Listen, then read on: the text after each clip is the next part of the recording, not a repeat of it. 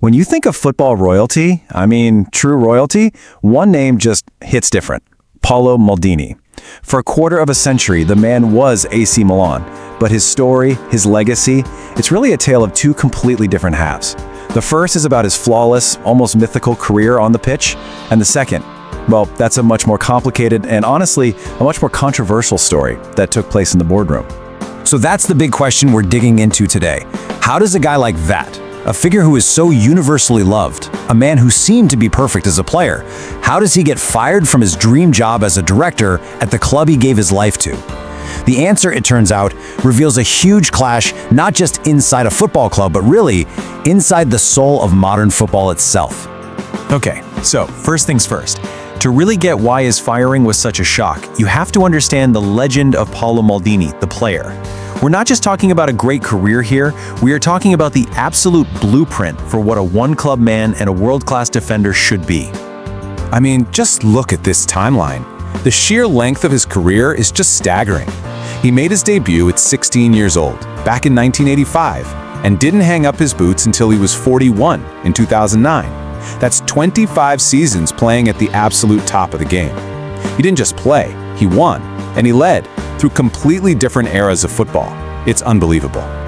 And the trophy cabinet, wow, it pretty much speaks for itself. 7 Italian league titles, 5, count them, 5 Champions League trophies.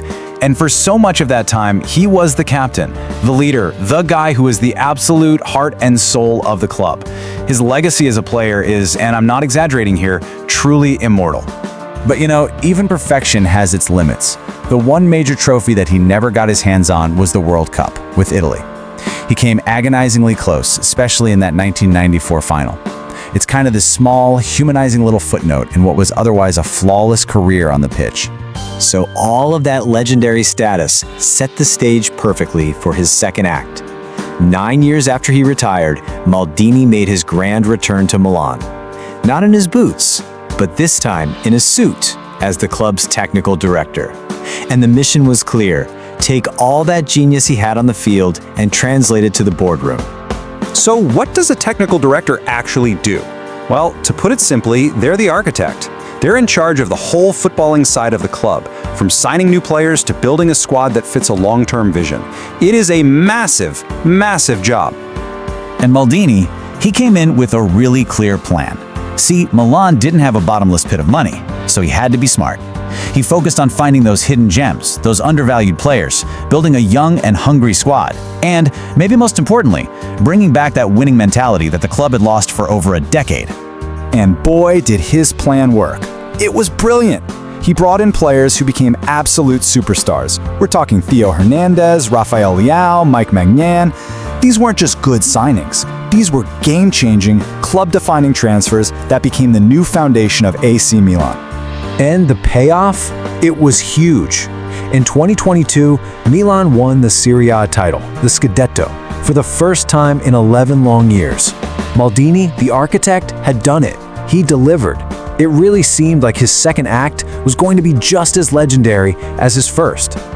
But even at the absolute peak of this success, the story was starting to change. Behind the scenes, some cracks were starting to show. Because let's be honest, the high-wire act of building a team on a tight budget, well, you're bound to have moments where you slip.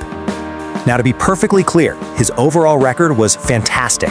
Out of about 35 major signings he made, most analyses say only about 6 were considered real failures. In the world of football transfers, that's an incredible success rate. It really is. But in a high-stakes job like this, the failures always get put under a microscope. One analysis put it perfectly, saying that for his 6 miserable failures, there were tons of huge successes. But one of those failures, a single big money bet, would end up defining all the criticism against him. 35 million euros. Now, for a club that was counting every penny, that was basically the entire summer transfer budget rolled up into one single player. It was Maldini's biggest gamble by far, a real make-or-break kind of move. And that player was Charles de Ketelaere. He was this promising young talent who, for whatever reason, just couldn't find his footing in Serie A. Maldini himself even admitted that betting on young guys is always a higher risk. But this one transfer, this became the stick that his critics used to beat him with. But here's the thing, that one transfer wasn't the real reason he was let go. It was just a symptom of a much deeper, more fundamental problem. A total clash of cultures between an old-school football mind and a new-school corporate ownership. And this is where it all fell apart. On one side, you had Maldini. His vision was built on football intuition, on tradition, on his deep understanding of the club's very soul. And on the other side, you had the new owners, led by Jerry Cardine, who are all about a data-driven corporate model focused on algorithms, analytics, and spreadsheets. At the end of the day, these two worlds just couldn't live together. From what we know, these disagreements had been bubbling under the surface for a while. Maldini's football-first philosophy just couldn't mesh with the ownership's corporate strategy. The end result was a complete breakdown in communication, which led to his shocking dismissal in June of 2023. Just like that, he was gone. So where does all this leave his legacy? It's a complicated story of two different Maldinis, the flawless, immortal player and the brilliant, but ultimately mortal director who just couldn't survive the new corporate realities of modern football. And this table really sums it up perfectly, doesn't it? As a player, he's an immortal. His greatest success was winning an insane 5 Champions Leagues, and his only real failure was not winning a World Cup. But as a director, he was a visionary who brought Milan a league title completely against the odds. His defining failure wasn't a bad signing, it was his clash with the club's new corporate direction. And Maldini, well, he hasn't stayed quiet about it. After he left, he came out and bluntly said he believes the new management is destroying Milan, the very institution he helped build not once but twice. That's a pretty damning thing to hear from your club's greatest ever legend. Which really leaves us with this final big question. In today's game, an era that's dominated by data analytics and corporate ownership, is being a club legend, a person with deep roots in tradition and intuition, a blessing? Or is it actually a curse? The story of Paolo Maldini suggests it just might be both.